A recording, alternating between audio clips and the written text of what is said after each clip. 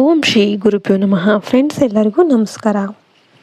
ಪ್ರಿಯ ಧನಸ್ಸು ರಾಶಿಯವರೇ, ನೀವು ಹೊರಗಿನಿಂದ ನೋಡಿದರೆ ಸದಾ ಧೈರ್ಯ, ಉತ್ಸಾಹ, ನಗು ಹೊಂದಿರುವ ವ್ಯಕ್ತಿಯಂತೆ ಕಾಣ್ತೀರಾ. ಆದರೆ ನಿಮ್ಮೊಳಗೆ ಮಾತ್ರ ಒಂದು ಅಶಾಂತಿ ಸದಾ ಕುದಿತಾ ಇರುತ್ತೆ. ನೀವು ಬಲವಾಗಿದ್ದರೂ ಒಂಟಿತನ ಅನುಭವಿಸುವವರು, ಎಲ್ಲರಿಗೂ ದಾರಿ ತೋರಿಸುವವರು. ಆದರೆ ನಿಮ್ಮ ದಾರಿಯಲ್ಲಿ ನೀವು ಕೆಲವೊಮ್ಮೆ ದಿಕ್ಕು ತಪ್ಪಿದಂತೆ ಅನಿಸುತ್ತೆ. ಇತ್ತೀಚಿನ ದಿನಗಳಲ್ಲಿ ನಿಮ್ಮ ಜೀವನದಲ್ಲಿ ನಡೀತಿರುವ ಘಟನೆಗಳು ನಿಮಗೆ ನಾನು ಸರಿಯಾದ ದಿಕ್ಕಿನಲ್ಲಿ ಹೋಗ್ತಾ ಇದ್ದೇನಾ ಎನ್ನುವ ಪ್ರಶ್ನೆಯನ್ನು ಮತ್ತೆ ಮತ್ತೆ ಕೇಳಿಸ್ತಾ ಇದೆ. ಧನುಸು ರಾಶಿಯ ಸಮಸ್ಯೆ ಏನು ಅಂತಂದರೆ, ನೀವು ತುಂಬ ನೇರ ಸ್ವಭಾವದವರು. ಸತ್ಯವನ್ನು ಮರೆಮಾಚೋದಿಲ್ಲ. ನೀವು ನಿಮ್ಮ ಮನಸ್ಸಿನ ಮಾತನ್ನು ತಕ್ಷಣ ಹೇಳ್ತೀರಾ. ಆದರೆ ಅದೇ ನೇರತನ ನಿಮ್ಮ ವಿರುದ್ಧವೇ ಬಳಸಲ್ಪಡುತ್ತೆ. ಕೆಲವರು ನಿಮ್ಮ ಸತ್ಯವನ್ನು ಅಹಂಕಾರ ಅಂತ ಅಂದ್ಕೊಳ್ತಾರೆ, ಕೆಲವರು ನಿಮ್ಮ ಒಳ್ಳೆತನವನ್ನು ದುರ್ಬಲತೆ ಅಂತ ಭಾವಿಸ್ತಾರೆ. ಇದರಿಂದ ಸಂಬಂಧಗಳಲ್ಲಿ ಮನಸ್ತಾಪ ಹೆಚ್ಚಾಗಿದೆ. ವಿಶೇಷವಾಗಿ ದಾಂಪತ್ಯ ಅಥವಾ ಆಪ್ತ ಸಂಬಂಧಗಳಲ್ಲಿ ನಿಮ್ಮ ಮಾತು ತಪ್ಪಾಗಿ ಅರ್ಥ ಮಾಡಿಕೊಳ್ಳಲ್ಪಡುವ ನೋವು ನಿಮಗೆ ಹೆಚ್ಚು ಕಾಡ್ತಾ ಇದೆ. ಇತ್ತೀಚೆಗೆ ಧನುಸು ರಾಶಿಯವರಿಗೆ ನಂಬಿಕೆಯ ವಿಷಯದಲ್ಲಿ ದೊಡ್ಡ ಪಾಠ ಸಿಕ್ಕಿದೆ. ನೀವು ಯಾರ ಮೇಲೆ ಭರವಸೆ ಇಟ್ಟಿದ್ದೀರೋ ಅವರಿಂದಲೇ ನಿರಾಸೆ ಅನ್ನೋದು ಸಿಕ್ಕಿರಬಹುದು. ಇದು ಗುರುಗ್ರಹದ ಪರೀಕ್ಷೆಯ ಹಂತ. ನಿಮ್ಮ ಆತ್ಮವನ್ನು ಬಲಪಡಿಸುವ ಸಮಯ ಇದು. ಈಗ ಬರುವ ಸಮಯ ಧನುಸು ರಾಶಿಯವರಿಗೆ ಮರು ನಿರ್ಮಾಣದ ಸಮಯ. ನೀವು ನಿಮ್ಮ ಸತ್ಯವನ್ನು ಬದಲಾಯಿಸುವ ಅಗತ್ಯ ಇಲ್ಲ, ಆದರೆ ಅದನ್ನು ಹೇಳುವ ವಿಧಾನವನ್ನು ಸ್ವಲ್ಪ ಬದಲಾಯಿಸಬೇಕು.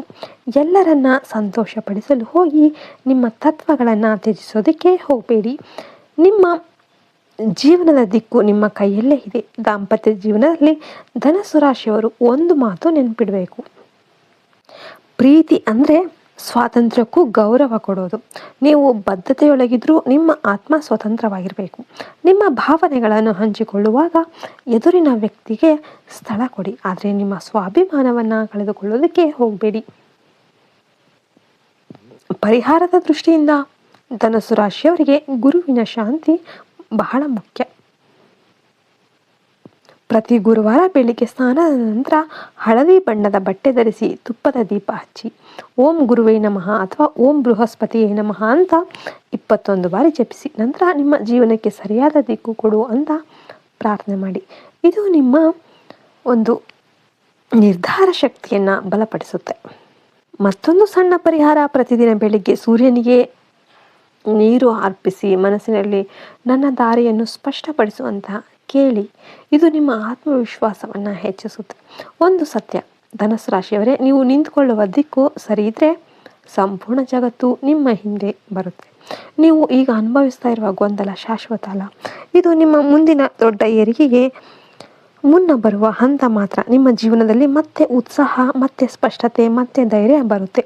ನೀವು ನಿಮ್ಮ ತತ್ವಗಳನ್ನು ಹಿಡಿದು ನಿಂತರೆ ಕಾಲವೇ ನಿಮ್ಮ ಪರವಾಗಿ ಕೆಲಸ ಮಾಡುತ್ತೆ. ನಿಮ್ಮ ಪ್ರಯಾಣ ಮುಗಿದಿಲ್ಲ, ಇದು ಹೊಸ ಅಧ್ಯಾಯದ ಆರಂಭ.